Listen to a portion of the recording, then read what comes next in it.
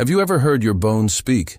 Not with words, but with a quiet sound, a soft crack as you stretch in the morning, an ache when you rise too fast from your chair, a stiffness when you reach for something high. We laugh about it. We blame the weather, or a bad mattress, or just getting old. But what if it's more than that? My mother is 68. Every morning she drinks her glass of warm milk. She takes her supplements faithfully. She never forgets a meal. She even reminds me to eat right.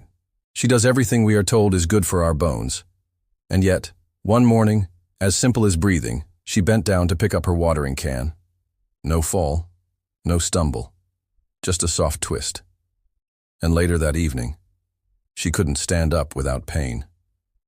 The X-ray showed a fracture in her hip, a clean break, from almost nothing. Weeks followed, weeks of lying in bed, of nurses coming and going, of learning to walk again with careful, painful steps. I kept asking myself, how? How does someone who eats well, drinks milk and takes supplements, still end up with bones so fragile? And slowly, piece by piece, I found the answer. Because bones are not built by milk alone. Bones are not protected just by age or good luck. Bones are living tissue. They need more. They need the right food at the right time. They need the right habits. And sometimes, they need us to unlearn the things we thought we knew. Today, we're going to talk about that. Not just about eating, but about nourishing. Not just about adding more, but about absorbing better. Not just about feeling full, but about staying strong, standing tall, and living free.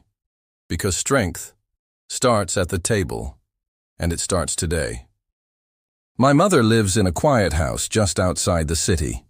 A small garden, a tiled floor that cools your feet, and the soft ticking of an old wall clock. Every morning she boils water for tea, steams rice for breakfast, and waters her orchids by the window. It's a simple life, the kind many older people live. Nothing fancy, just familiar. She doesn't eat junk food. She doesn't skip meals.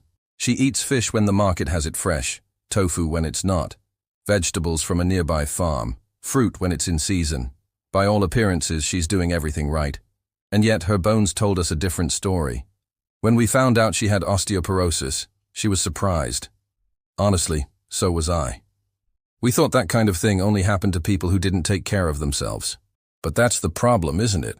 Most people don't know what bone care really means.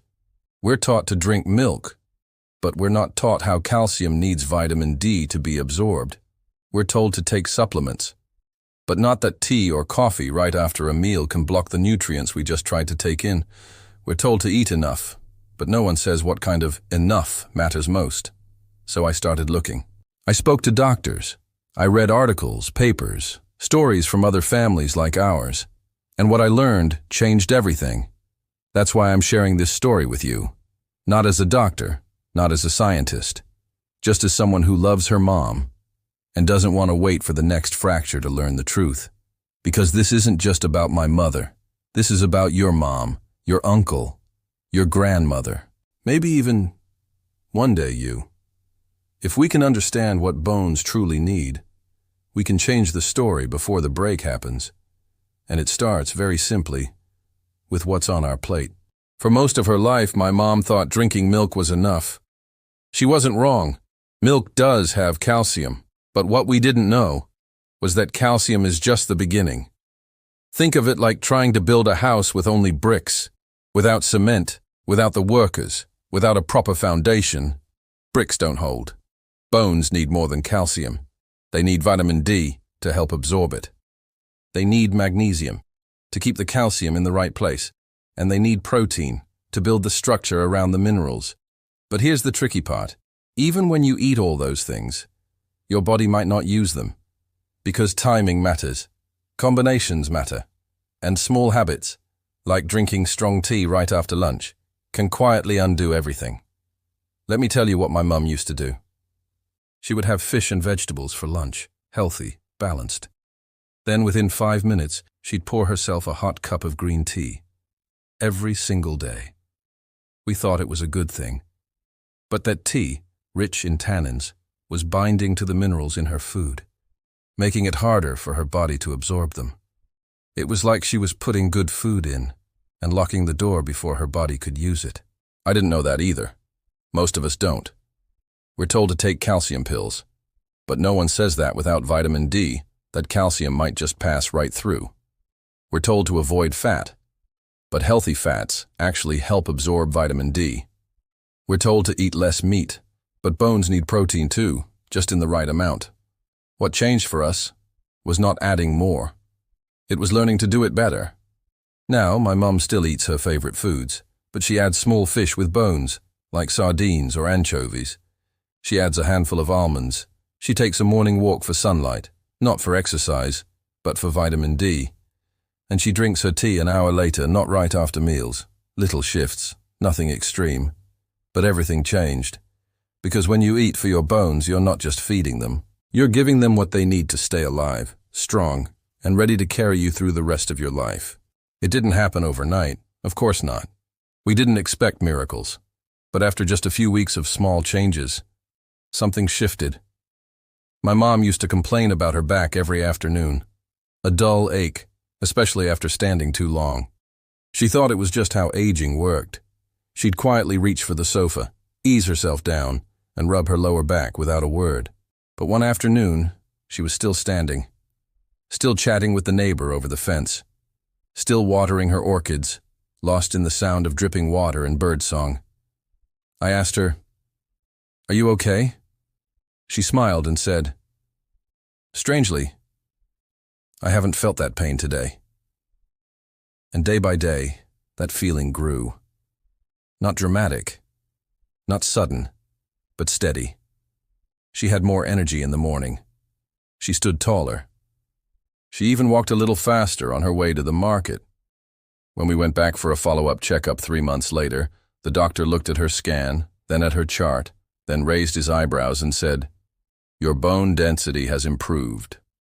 No new pills, no injections, just food, sunlight, timing, movement." That moment changed everything for her. And for me. Because it showed us that our bodies are always listening, always rebuilding. Even in our 60s, 70s, or beyond, we are never too old to grow stronger. We just have to know how to feed that strength. We thought we had it all figured out. The food, the sunlight, the timing, the balance. We were so careful, so proud even, like we'd finally cracked the code to stronger bones. And then, one morning, I walked into the living room. My mom was sitting quietly on the couch, a full plate of breakfast untouched on the table. She looked tired, not just physically, but somewhere deeper. She said, "I don't feel like eating this morning." That's when it hit me. Even the best food can't help if we don't feel like eating. And many older people don't. Not because they're not hungry, but because they're lonely. Because meals, once shared, are now silent. Because appetite doesn't always come from the stomach. Sometimes it comes from the heart. No one talks about that. We talk about nutrients and supplements and science, but we forget. Food is not just fuel. It's comfort, connection, memory, and without those things, even the best calcium can't do its job. So what do we do when the heart loses its appetite? That's what we'll talk about next. My mom still drinks her milk in the morning, still waters her orchids, still walks to the market, a little slower, but steadier now. Sometimes I sit with her at the kitchen table. We peel fruit, talk about nothing, and quietly, we eat. No grand diet, no expensive pills, just a plate of good food, shared with someone you love. And maybe that's the real secret. To eat, not just for your body, but for your joy. To feed your bones, yes, but also to nourish the moments that hold you upright, because strong bones keep you walking, but a full heart keeps you going.